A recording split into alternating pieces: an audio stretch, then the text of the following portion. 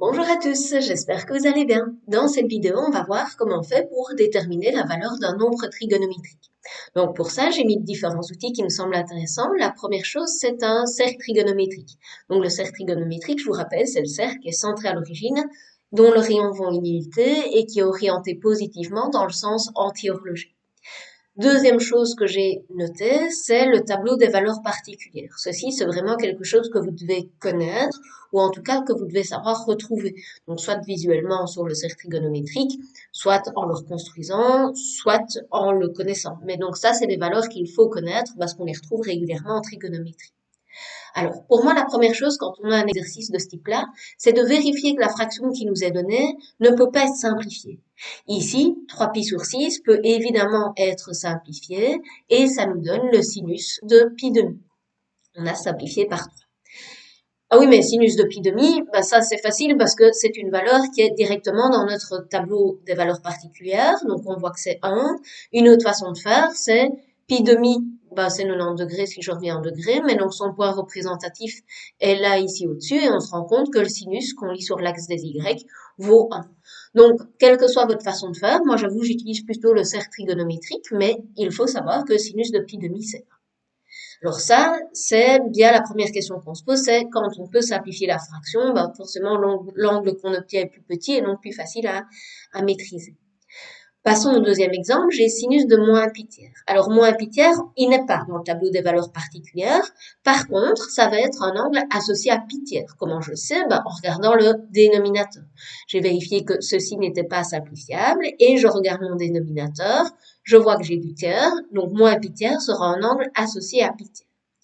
Donc, je sais que comme c'est le sinus de moins pi tiers, je sais que ce sera racine carrée de 3 sur 2 ou moins racine carrée de 3 sur 2, parce que je sais que quand j'ai des angles associés, la seule chose qui peut changer, c'est le signe. Donc, je sais déjà que cette valeur-ci, c'est soit racine carrée de 3 sur 2, soit moins racine carrée de 3 sur 2. Comment est-ce que je vais savoir ça? En m'interrogeant sur le cadran de moins pi tiers. Alors, soit vous savez répondre directement moins pi tiers et dans, on va lire le quatrième cadran, soit vous ne savez pas le faire, et on va voir comment on le fait sur le cercle trigonométrique. Mais donc, si vous savez déjà le faire, moins pi tiers est donc dans le quatrième cadran, et vous savez que dans le quatrième cadran, ici, dans le quatrième cadran, le sinus, qui se lit toujours sur l'axe des ordonnées, sera négatif, et donc on sait que le sinus de moins pi tiers sera égal à moins racine carrée de 3 sur 2. Alors, s'il y en a qui ont des difficultés à savoir que moins pi tiers est dans le quatrième cadran, comment est-ce qu'on fait? Ce qu'il faut faire, c'est diviser par 3 chaque demi-cercle. Donc, je vais diviser par 3 le demi-cercle supérieur. Hop, voilà. Alors, c'est pour réfléchir, hein. Donc, si vous n'êtes pas hyper précis, c'est pas très grave. C'est ce qu'on fait sur son brouillon pour comprendre comment ça se passe. Et donc, si je compte les pi tiers, là, j'ai 0 pi tiers. Là, j'en ai 1. Là, j'en ai 2. Là, j'en ai 3. Là, j'ai 4 pi tiers. Et là, j'ai 5 pi tiers. Alors, c'est bien beau ce qu'on vient de faire, mais là, j'ai donné que des angles positifs. Moi, ce qui m'intéresse, c'est moins pi tiers. Donc, je vais partir de 0 pi tiers, qui est ici, donc 0, et je vais aller dans le sens horloger, vu on a un angle négatif, et donc moins 1 pi tiers, je suis ici. Et donc je me rends bien compte que je suis dans le quatrième cadran, et donc que sinus est négatif, et donc je suis bien à moins racine carrée de 3 sur 2. Voilà une façon de faire, et donc j'espère qu'il y a une des façons expliquées qui vous correspond. Alors, on va passer à l'exemple suivant. J'ai le cosinus de 3 pi quart. Cosinus de 3 pi quart, je ne peux pas simplifier la fraction 3 pi quart. Donc, je sais que 3 pi quart est un angle associé à pi quart. Pourquoi? Parce que je regarde les dénominateurs. C'est le cosinus qui m'intéresse, donc je vais regarder le cosinus de pi quart et je vois que c'est racine carrée de 2 sur 2. Donc, je sais que le cosinus de 3 pi quart serait égal à racine carrée de 2 sur 2 ou à moins racine carrée de 2 sur 2. Comment est-ce que je vais connaître le signe? De nouveau en m'intéressant au cadran. Alors, soit vous savez directement me dire que que 3 pi quart est dans le deuxième cadran et que dans ce cadran-là, le cosinus est négatif et donc forcément on va aller mettre un moins, d'accord?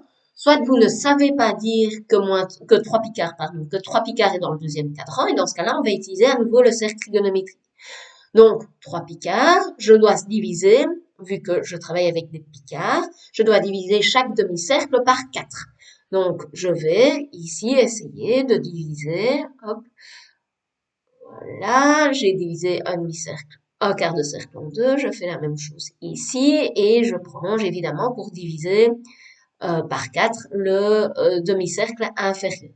Et donc, si je compte en picards, j'ai 0 picard, 1 picard, 2 picards qui correspondent à pi demi, 3 picards, 4 picards qui correspondent à pi, 5 picards, 6 picards qui correspondent à 3 pi demi et 7 picards.